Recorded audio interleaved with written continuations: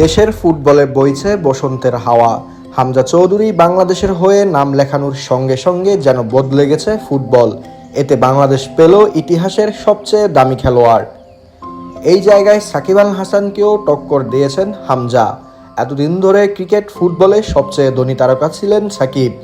হামজার কারণে সাকিব নেমে গেলেন দুইয়ে।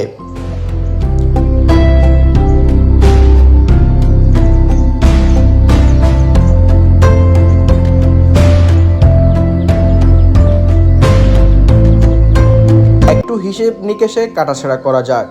বর্তমানে হামজা খেলছেন শেফিল্ড ইউনাইটেড ক্লাবে।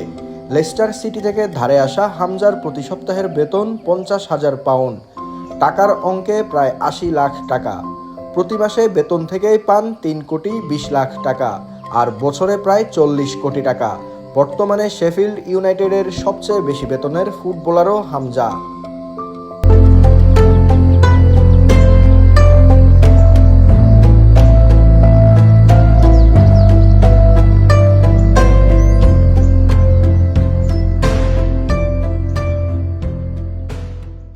দিকে হামজার সঙ্গে তুলনা করলে বেতন থেকে সাকিবের আয় মাত্র 3 ভাগের 1 ভাগ। বিসিবি থেকে বছরে কোটি টাকার মতো পেতেন সাকিব। সেই হিসেবে বেতন থেকে 18 বছরে পেয়েছেন 18 কোটি টাকা।